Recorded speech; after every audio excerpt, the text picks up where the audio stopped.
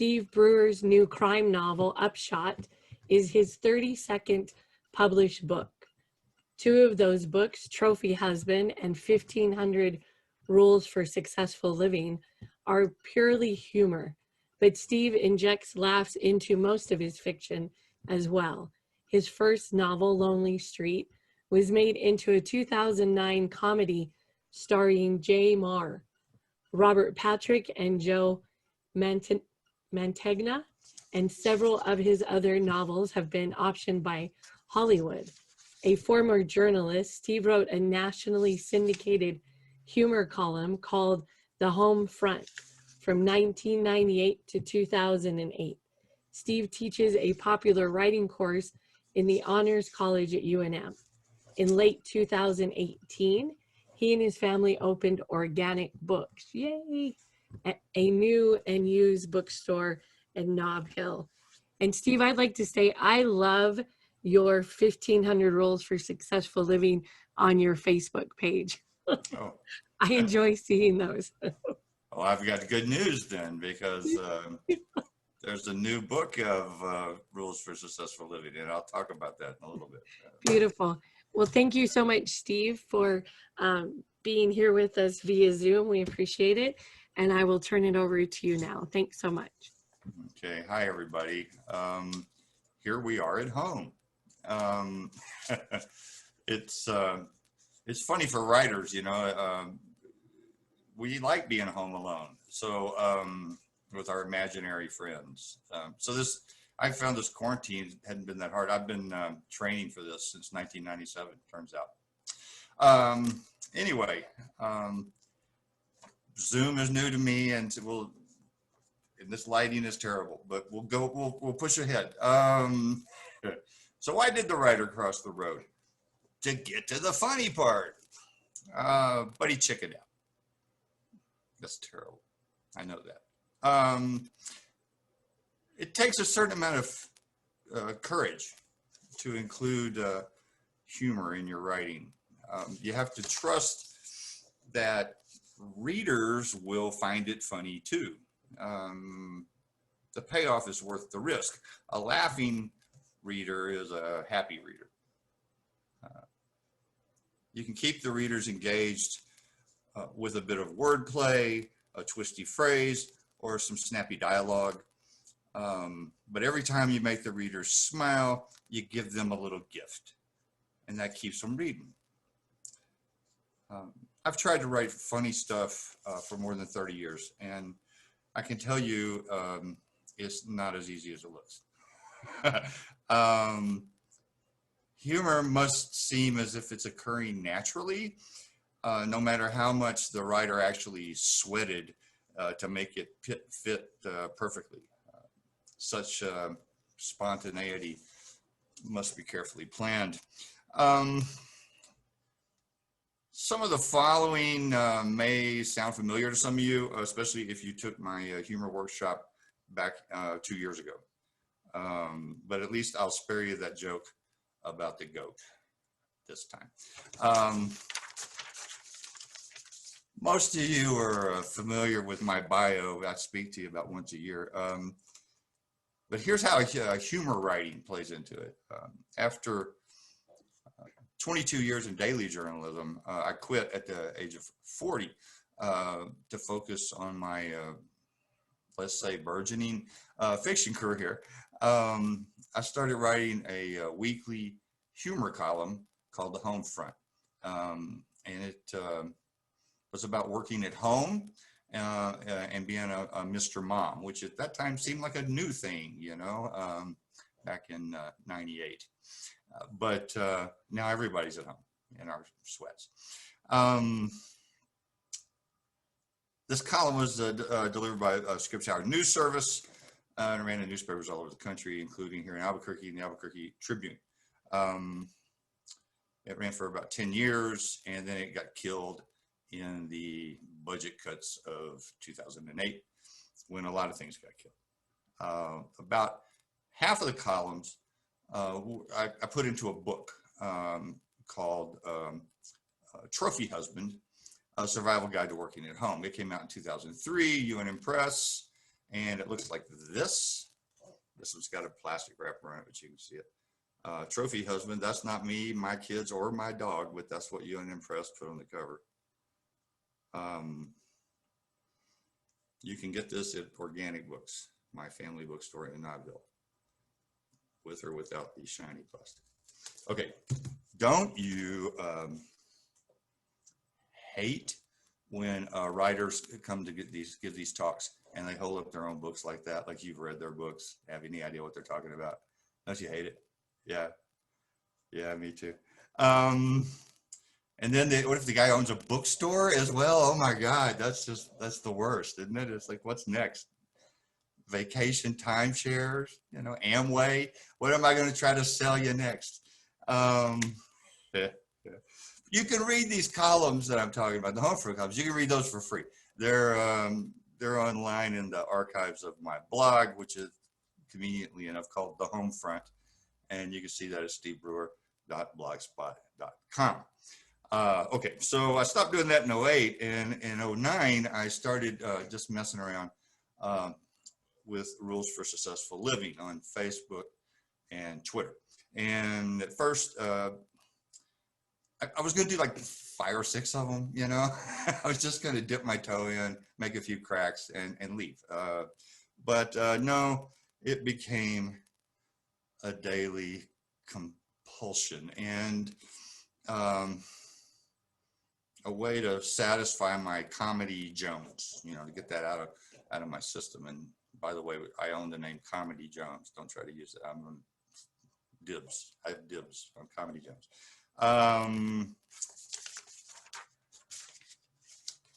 Recently, during the quarantine, I collected about 4,000 of these rules into a new book, which of course you can purchase at Organic Books in Knoxville. And this is one I held up a little while ago. It's called Rules for Successful Living without any numbers attached. Steve Brewer. And it's 222 pages of these one-liners. We think it's the perfect bathroom book, actually. Here are some of my favorite rules. See if you like these. Never argue with a man whose tattoos outnumber his teeth, which I usually use as the first line of a novel as well, but later. A watched pot never boils, and a boiled watch isn't much good either. Looking down your nose makes your head look fat. When the moon hits your eye like a big pizza pie, that's myopia. It takes a child to raise a village, R-A-Z-E, raise. That's my favorite. Circus people always refer to the lion tamer as the new guy. And then finally, speaking of circuses, every clown has a silver lining. So this is the kind of thing I do every morning at 6 a.m. is I come up with one of these fractured proverbs and metaphors is what they are, really. And I put it out on Facebook and Twitter, and sometimes it's funny. So this kind of humor where you twist words a little bit, maybe there's a pun, maybe you take a familiar adage or a cliche and twist it a little, just a little in some way. Like yesterday, the rule was addiction is when you get a taste for your own medicine. Just a little change, but enough to make it sort of funny. This kind of written humor has a long history in American letters. One of my very favorite writers is a man named S.J. Perlman, who wrote the early Marx Brothers movies and lots of short stories and funny stuff as well. He's the one who coined the phrase, you know, I shot an elephant in my pajamas. How he got in my pajamas, I'll never know. That was just, I mean, Groucho said it, but somebody else wrote it originally. Dorothy Parker, the great writer from the Algonquin Round Table. I've sat in that very chair in New York. Dorothy Parker It's the one who said, brevity is the soul of lingerie, which is a little different than how Shakespeare did it. She also, this is one of my favorite stories. She was walking into a ballroom with a bunch of people, and this socialite lady was there, and she gestures and says to Dorothy Parker, age before beauty. And Dorothy sails on through the door and looks so back over her shoulder and says, pearls before swine. My favorite. Other writers continued this tradition where you twist around these languages to make something funny. Woody Allen, back when we still liked him. Shel Silverstein was wonderful at that. Stephen Wright, the comedian, who's also written books. All of those are sort of following in those footsteps. Alan Alda as Hawkeye Pierce on MASH all those years, who was just essentially just doing a Groucho Marx impersonation and winning Emmys. But he said one of my favorite lines of all times, which is, I will brook no babbling. That's a funny line. If you're interested in more history of humor, I used to teach a class in it at UNM, but we don't have that kind of time tonight. But I recommend this book by Andy Borowitz, the very funny American humorist and comedian, who collected a book called The 50 Funniest American Writers, the 50 Funniest American Writers. This came out a few years ago. And we have copies at Organic Books. I use this in that class I taught at UNM, and it's just one story from each of these great writers, and it's terrific stuff. But it just walks you through the history of American humor. So I recommend it.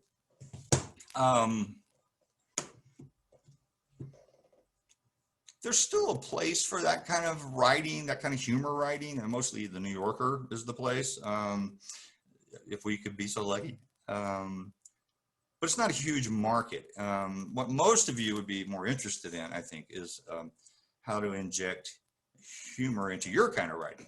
And that's what I want to talk about tonight. That's the sort of thing I've done with my crime novels and novellas over the years. A lot of them have comedy, the Lonely Street was made into a movie, and 8 other stories featuring a private eye named Bubba Mabry, who's just a terrible private eye. He's not very good at it. He gets beat up a lot, thrown out of places. That kind of humor is sort of the next level from something like The Rules. The Rules are all one-liners, essentially. You take something like Lonely Street or the Bubba series, and we're taking that up to the next level. I tried to have something funny on, say, every page rather than every line. You might not be able to tell that, but I thought so at the time. But the most important thing is still the crime story at the core of it. The detective must solve the mystery. You can't ignore that part, or there's no suspense. The story doesn't go. A lot of the stuff I've done would fall into the category of comic crime, and this applies to other kinds of writing as well. If you're writing romance, if you're writing general fiction, whatever, literary fiction, there's a place for humor in all of that. But let me just finish the crime stuff real quick. My latest comic crime novel is Cold Cuts, which came out in 2018, and most of you remember this one, I'm guessing, because it's the one about people who smuggle bologna across the Mexican border, which is a real thing.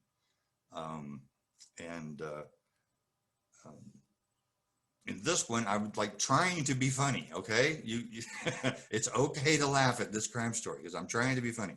The main character is a guy named Lucky, who is called that partly because he's survived being struck by lightning 3 times. Everyone named Lucky has had something horrible in their past like that. That's how you get that name.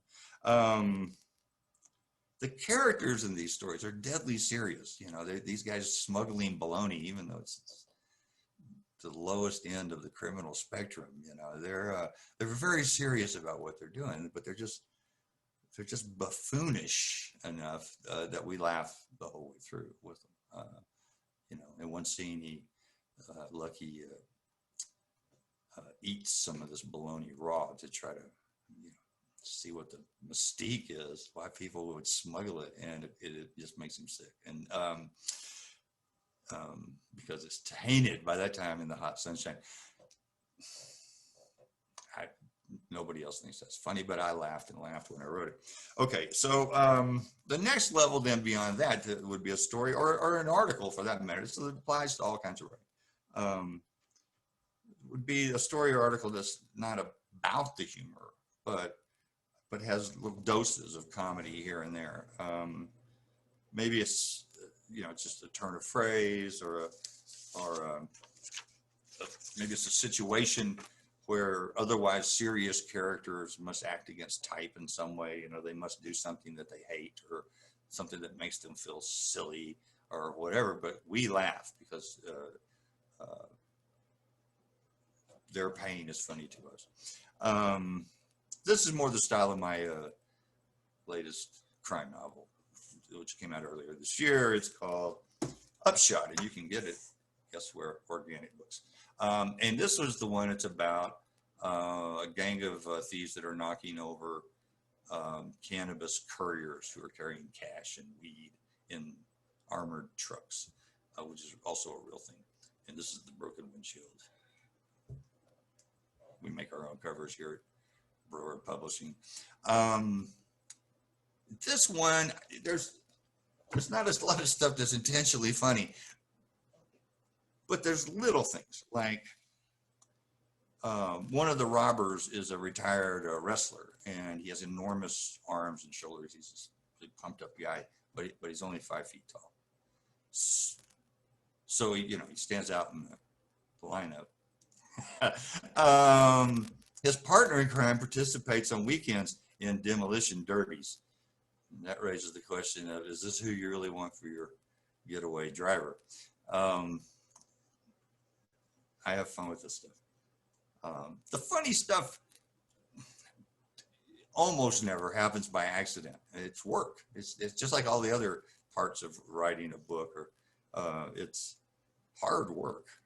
Anybody who tells you differently is lying.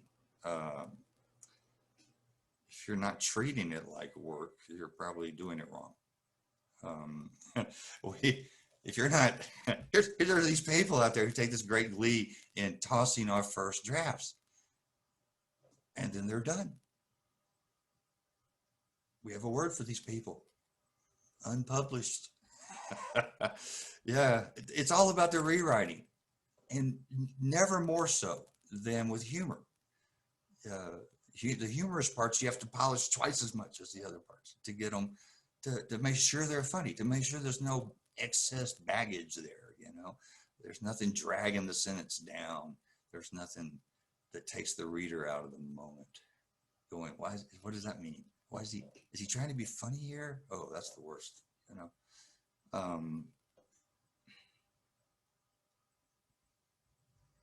So no extra words, no blurry meanings, no exclamation marks. Don't put "just kidding" at the end. Oh, good God, don't do that. The best way to sell humor is understatement, not overstatement. A period does the job just fine. Rewriting is not the fun part, at least not to me. One of my rules is that rewriting is like chopping down the same tree over and over. And that's pretty much the way it feels. But rewriting is where the war is won. And during rewrite, you often spot places where changing a word or two or adding a phrase will turn something that's fairly dull into something kind of funny. And why wouldn't you do that? Wouldn't your readers be grateful if you gave them a little smile right there in the midst of all that gray type? So how do you do that? How does humor work? Have you ever thought about it much? I've thought about it way too much. Humor really is used to point out incongruities, okay, things that don't fit. things that are absurd. We have a lot of absurdities in the world, especially these days.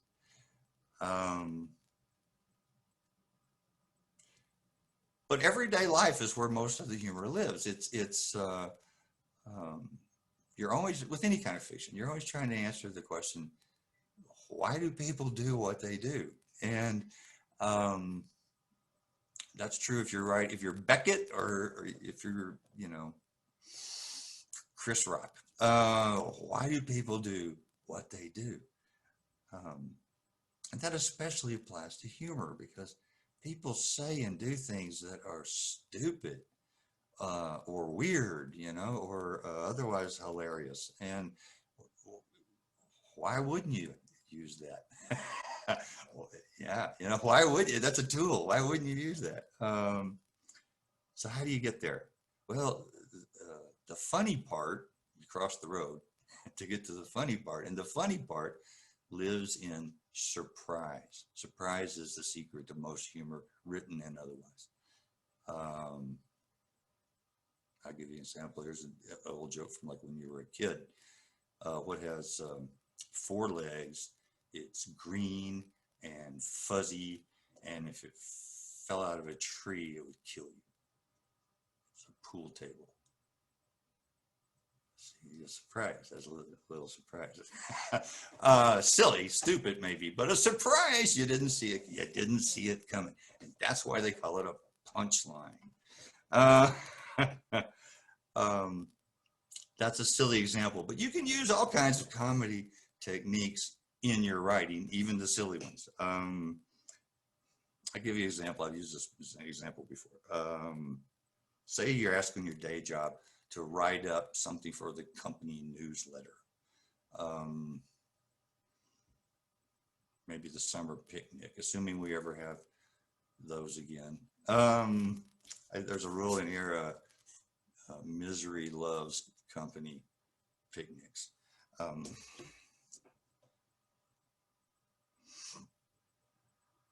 There's no rule at the company, probably, that says you can't have some fun with this, right? I mean, you don't have to be dull and boring just because it's corporate. Instead of just trotting out the facts and figures, the who, what, when, where, how many people attended, all that stuff. Instead of trotting out all those things right away, maybe you focus on some hilarious thing that happened, something that happened during the cleanup, or that wonky microphone that kept cracking up the crowd. You still cover all the basics, but with a twist, and your readers, your coworkers, will be delighted by the surprise. People are funny in real life every day. Pretty much the best parts of every day are the funny parts, the things that make you laugh, right? Why not include humor in your writing? Why would you write about characters that don't have a sense of humor? Ugh. Right? Who wants to read about those people? All right. So how do you get there? How do you start? How do you find the funny parts? If you've ever sat on a porch and listened to people talk, tell stories the way they do where I grew up, you've probably come to realize this. In real life, the funny stuff is usually accidental or even tragic. But enough time has passed that now it's funny. The funniest stories are the ones about someone who got a fish hook in his nose, or who urinated on an electric fence and, for the first time. There's usually not a second time on that one. Stuff that wasn't funny at the time, not even a little bit, but later, with the benefit of distance, we laugh and laugh. Also, it helps that the terrible thing, the tragedy, happened to someone other than yourself. We're much more prone to laugh at it if it happens to somebody else. Mel Brooks, the great comic mind, there's this great quote attributed to Mel Brooks that tragedy is when I get a paper cut on my finger. Comedy is when you fall down a manhole and die. And that's about right.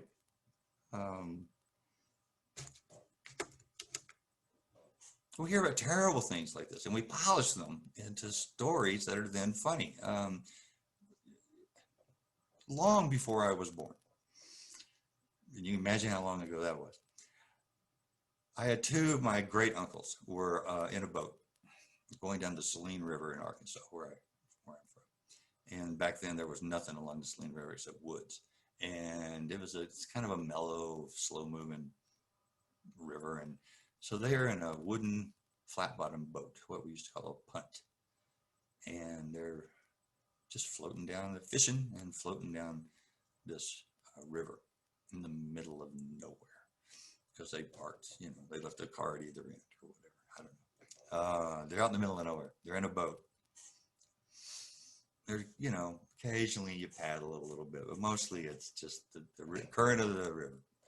And they go up against some brush that's hanging out over the water.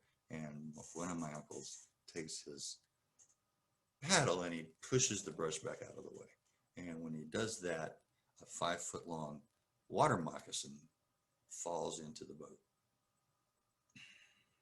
Now, the other uncle, who was in the front of the boat, knew exactly what to do. He dove out. He swam for it. The other uncle, who was a big brute of a man, and he was holding a boat paddle, killed the snake. He, in killing the snake, however, he beat the bottom out of the wooden boat, which then sank. And they had a long walk home.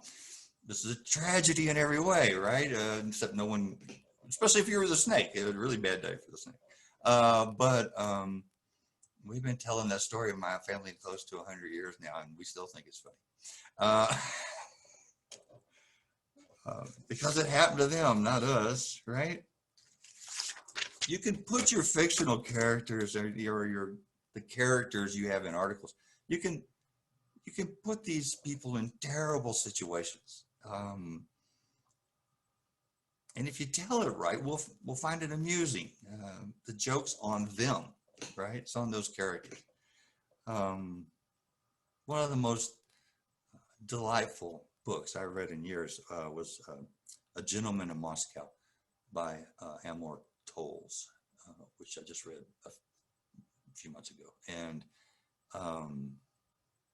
it's about a Russian aristocrat who is confined by the Bolsheviks to house arrest in this hotel where he'd already been living. And the Count and his friends who work at the hotel survive all sorts of surprises and setbacks, but the reader's smiling the whole way because of the great comic timing there, and the ingenuity of the characters. There's this wonderful scene where all these different, essentially refugees, come together in the kitchen in the middle of the night to make this special soup, and they've been stealing the ingredients for weeks to get everything at the same time.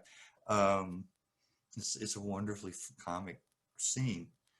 I don't have a copy of it to hold it up, but I'll bet you can guess where you could buy a copy. Minor characters are really good for comic relief in all kinds of stories and articles. They can be nitwits, in need of rescuing, or they could be bungling villains of some sort, or the idiot neighbor. Any of those things, their shortcomings make your hero look better, but you can also stash a lot of comedy in the things that those characters say and do. I have to give you a caution, which is don't make fun of people, even fictional people, for things they can't help. Their race, their disabilities, their gender, where they were born, any of the things that we can't help. Say what you will about political correctness, but that stuff's just not funny anymore. Too many people have been hurt. I have a character in Lonely Street who has a speech impediment, and it's played for laughs. And I sure wish I could take it back now, 26 years after it was first published, but things were different then. However, things that the characters can help, things that they do wrong, bad habits, bad choices, bad politics, bad haircuts, bad marriages, any of those things are fair game when it comes to humor and sort of making fun of your characters, having fun with your characters. I heard one the other day, a wife calls down from upstairs to her husband. She says, "You ever get a shooting pain in your back like someone is sticking a pin in your voodoo doll?" And the husband goes, "No." She goes, "How about now?" I wish I could see your faces. I'm sure you're laughing and laughing. Okay, so Steve, I did have some people turn on their yeah, I see a their few now. I videos see a few people. so you can switch through them, because I was like, we're all laughing. I would Well, like you to good. see us I'm just laughing. talking to a picture of myself, which could not be weirder. Okay, so now I can see some of you. That's nice. All right, I know. I've already used up a lot of time with this silliness, so I want to try to go fast for the rest of this. Here's some tips for writing humor. And most of these things apply to any kind of writing, but especially for writing humor. Tight, simple sentences with active verbs are best. And that's true for, I think, any kind of writing, but especially with humor. You don't have room for a lot of fat. You don't have room for a lot of mincing about. Cut out all that mincing about stuff and just keep the good stuff.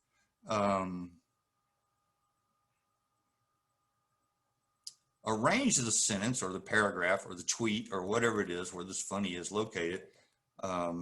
Arrange it so the humorous or surprising part is at the end when possible, like a punchline.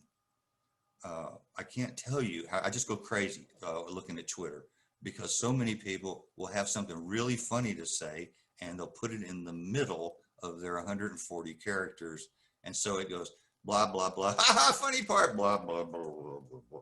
And we don't care. We don't care. By the time you get to the end, we haven't really laughed because you ruined it. Flip that around, put the funny part at the end. It works just like a joke. We laugh and laugh.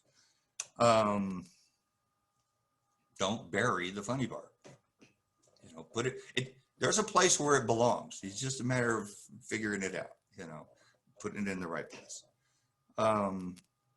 There's something in comedy writing called the rule of three. Most of you probably heard of this, but it's whenever you make a list or a repetition of some sort, the third item is the funny one. Our brains like that rhythm. So you say the wedding party celebrated with toast, dancing, and cannibalism. See, there's the funny part at the end. Okay, another one. People read with their ears. We all read with our ears. And the sound of the language, the musicality of the language is really important, especially in humor writing. Some words sound funnier than other words. Part of polishing your prose should be replacing dull words with words that have pizzazz. Words like pizzazz. Funny words often have hard sounds like K's and hard G's. And so if you're trying to be funny, look for those kinds of words like gherkin or gadzooks. Those are funny to the ear because of the hard sounds that are graveled up in there. If you say your car has a motor, that doesn't sound funny. Even if you use the right word, which is engine, still doesn't sound funny. But if you mention your crankcase, we're all going to smile a little bit. I don't know. And crankshaft is even funnier because it has a suggestion, a slight suggestion of like sexual tension, right? So he broke his crankshaft is much funnier than he's having a problem with his drivetrain, right? Right. Okay. The funniest word, given all of that, the funniest word in the English language is kumquat. It's just a fruit, but makes people laugh. Comic characters are great, but it's better if the characters don't know they're funny. Bubba Mabry, for example, is very serious about being a private investigator, but he's gullible and not very smart. The readers see that Bubba doesn't, but the readers do, and that's why it's funny to us. Another tip, you can't force funny into every sentence. Not only would that just exhaust the readers, it would take them completely out of your story. So you really got to choose your punches. You know, you got to choose where to put this stuff in your story so that if you're walking that fine line, say between humor and suspense, you're not going too far one way or the other because they cancel each other out. Go easy on puns, despite what I've done here, which is just an embarrassment of puns. A little goes a long way in most kinds of writing. Use language in creative, humorous ways, but keep it conversational if you can. Don't force a character to say something that's totally out of character for them just for the sake of a joke. Those things always fall flat. You can't force it. Again, I'm almost done, but and then we'll do questions. But let me just say again, polish the funny parts even more than the other parts of your story. Read them aloud and looking for rough spots. That's the way you make humor happen. Humor is one of the best tools in the writer's toolbox, and if you use it on your crankcase, and you'll go far. Thank you, I think, and thank you, and I'm happy to take questions. However, Elizabeth tells us to do that. Is it in this chat thing, or is it you gonna let people actually ask me things? So if everybody wants to turn their video on, if you have video capabilities, you can raise your hand. And Steve, if you put it on gallery view, Yeah, you'll be able to see everyone in the gallery. And there's 2 pages. yeah. So Okay. you could raise your hand, or you can type in the chat box, I'd like to ask a question, or you can type out the question in the chat box and I can relay it to Steve, whatever is your pleasure for asking the questions. Okay. I'm looking at the chat right now to see if there are any things that look like questions. So Jackie has a question. Are any of your books on tape? You mean audio books, Jackie? Yes, audiobooks. Audiobooks. Yeah, my first 5 or 6 books are available on Audible. I never really got into the whole Audible thing. That was a deal made a long time ago by agents. They're still out there though. And the first 3 Bubba Mabrys and the 2 books that star sports writer Drew Gavin. Another question? Anyone? Anyone? So if you raise your hand, I can see you if you have a question or if you have a comment. Yeah. You'd like to share with Steve. I'm looking everywhere. So Steve, tell us how we get your morning rules for successful. If you are my friend on Facebook or you follow me on Twitter, you see those every day, and I accept those requests from pretty much everybody. I've got over 4,000 friends. And I just write them and send them out that way for whoever can see me, actually see me. Who knows what the algorithms are doing, but whoever's actually seeing me sees those. I think, is that Dan that had a question? Yeah, Steve, Yeah, go ahead. Just wondering, Steve, do you get more, what do you get more positive response from? The slapstick stuff, the dry humor, or the total surprise one-liners like Steve Martin likes to drop? Yeah. I get around this by getting no feedback whatsoever. No. No, the Bubba Mabry books, which are sort of in between thing, you know, they're not well, they verge on slapstick at times, for sure. But those get the best sort of feedback from people in terms of the laughs. That and the rules that I do, which are easy to digest. Okay. Yeah. Ernest, you have to turn on your mute thing. No, I will do that. there you are. You made a really important comment about you can't be funny every sentence or every paragraph, but there has to be some kind of rhythm that works best.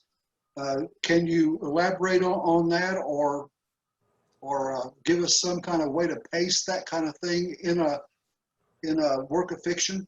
Yeah, it depends so much on what kind of fiction it is, you know? Can you hear me? Am I being heard right now? No. Okay, good. Yes. It depends on so much on what kind of fiction it is.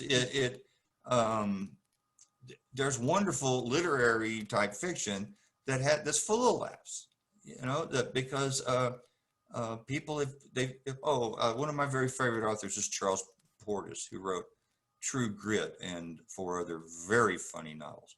And people like him are a good lesson in how to put humor into oddball stories and make it work, into very different kinds of stories. Rhythm is a whole lot of it. Variety is a whole lot of it. You can't surprise people if you keep doing the same thing over and over again. So you have to mix it up. I think that speed is a component. I think that you want your writing to be such that you can read it fast. And that you're more likely to hit the funny parts, you know, hit those beats. If the rest of it reads really smooth and fast. But again, it's back to polishing a rewrite. That's Right. That's what it's all about. I think, hang on, Dan, 1 second, just make sure nobody else already had their hand up. Okay, Dennis and then Dan. Go, Dennis. Can you hear me? Yeah. Okay. What you said about humor and tragedy, it Yeah. reminded me of those scenes in the movie Marathon Man, where he's drilling through Dustin's teeth Yeah. and saying, "Is it safe?" And Dustin doesn't know how to yeah, it's real safe. You know, Right. it isn't safe. No, You know, it's horrible. It's a horrible thing. it's I a have nightmares about this. horrible scene, Yeah. but You it's kind of fun. laugh. You kind of, because it's something terrible happening to somebody else. That's what, you know. If you were in that chair, it wouldn't be funny. No. Okay, Dan had his hand up. Go ahead. Yeah.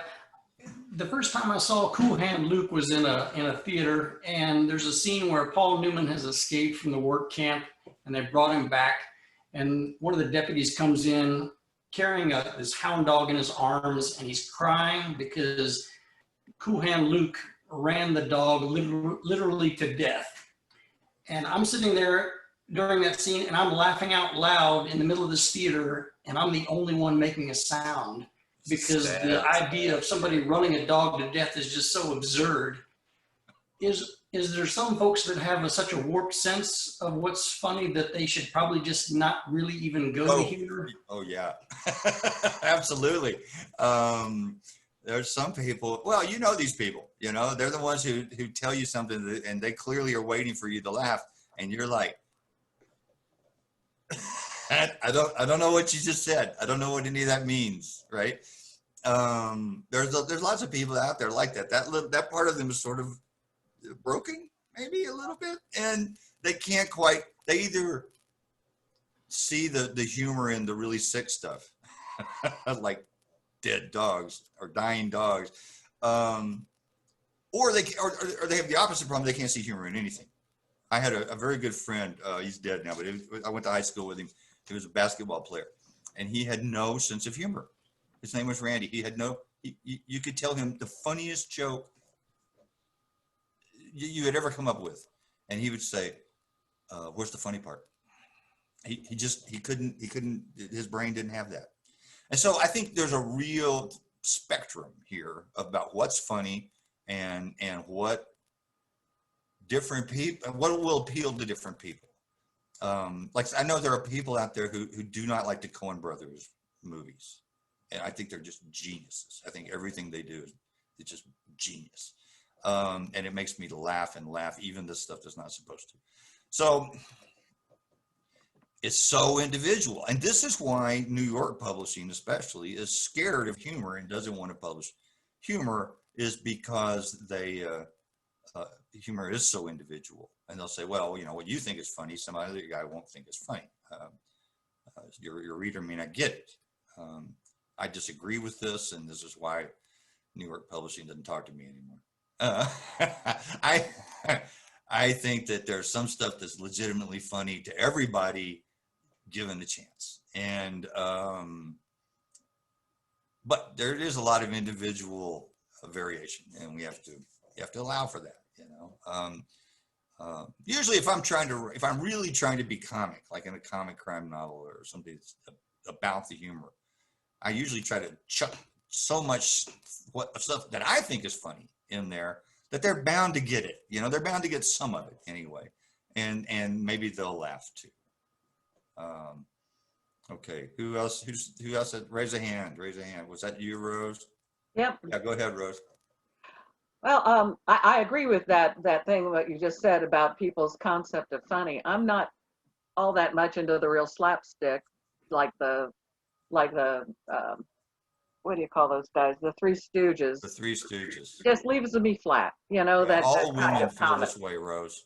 All women do not like. Sorry, I don't mean to be sexist. Not It's all true. women, Steve. I would like you to take it back, please. Really? Are you a Stooges fan? Yes, sir, I am. Okay, I take it back. I completely take it back. Yeah. All the other women I know do not like the Stooges. They like the Marx Brothers, okay, because that wordplay is a certain level of genius, and you got to appreciate that. But when it's guys just hitting each other with 2x4s, mostly that's men laughing at that. Mostly. But it's like the movies that I find funny. Yeah. I'm a science fiction nut. I don't know if you ever Yeah. saw The Fifth Element. That one Sure. cracked me up a lot. Yeah. And Kelsey Grammer's the submarine one, Down Periscope. That kind of thing. I just cracked up at. Yeah. You know, Everybody has a different level of this. You know, there's these really genius folks up in Canada that were used to be with SCTV, and then they made the movie about, you know who I'm talking about, Brenda's nodding, the movie about the dog competition, and the movie about the folk singers, and all those guys, those Canadian guys. And they are a cut above most comedy. And yet I can barely stand to watch it because the characters are so incredibly stupid. What they do is so bad that it just pains me. I just like, oh no, you're losing your competition or whatever it is that they're trying to do right now. You know, you're doing it. There's a lot of that kind of humor out there, that kind of painful humor where and some people think that's the funniest, but not for me so much. when you're writing a book. Yeah, go ahead. Okay. I was segueing into this. When you Okay, were do it louder. I'm trying to be louder. Do you tend to go with your humor more in writing the situation or in verbalization? Because, you know, it's different with a movie. Of course, they show you everything, but in a book, how do you, you know, go from that? Do you focus more on what they're saying or what they're doing? Okay. Again, it depends on the book, but each of those things is legitimate. You know, the situation comedy is exactly what it sounds like, where you put characters into situations that are terrible or otherwise hilarious, and and that works. I mean, that a lot of times with Bubba Mabry, that's what it is. It's a situational moment where you know, he's going in to be the tough private eye, and the guy he runs into is 7 feet tall, you know, and a monster, so whatever, something like that, and it's so that's a situation. He's about to get his brains beat out, and we're laughing and laughing, right?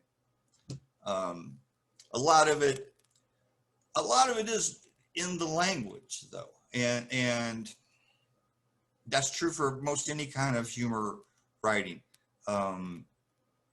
It's how you tell it as much as what you say, and that's why rhythm is so important, and that's why the sort of placement of the funny part in the paragraph or in the dialogue is so important, because there's a place where it's best, you know, it's a place where it's best, and where that particular funny word or twisted phrase is going to work best. And it all comes down to finding that. But I think it varies a lot from story to story about where the funny lives, sort of, you know.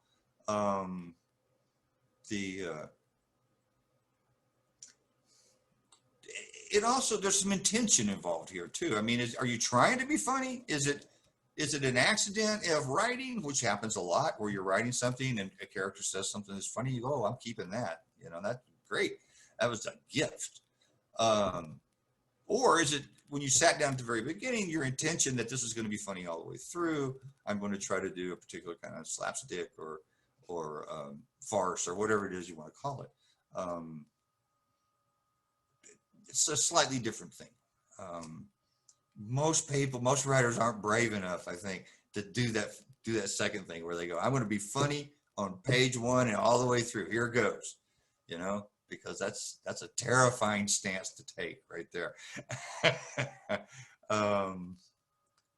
You've challenged yourself beyond all reason at that point, you know, and yet sometimes it works.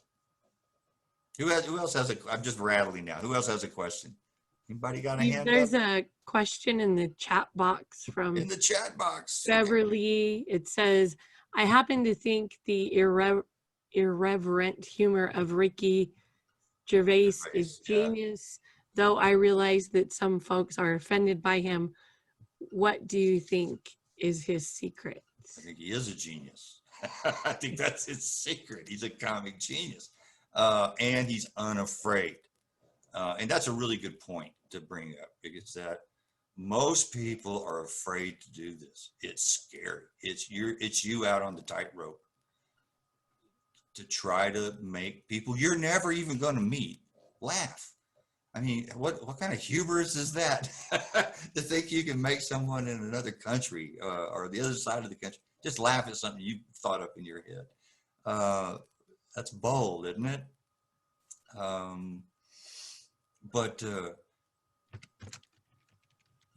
I started this thing by saying there takes a certain level of courage, and to be the kind of comic that Ricky Gervais is takes an extra level of courage, because he will say anything. He will say it right to their faces. When he did the Oscar, EMC, the Oscars, it was just outrageous, and I laughed the whole time. So be brave. But, you know, one more thing about that is that stand-up comedy and written comedy, way different. I didn't mention this before tonight, earlier tonight, but it's true. You can get away with certain things as a stand-up that you can't do on the page, and vice versa. Stand-ups have they have voice, they have inflection, they have funny gestures, they have all those things working in their benefit that the writer doesn't have.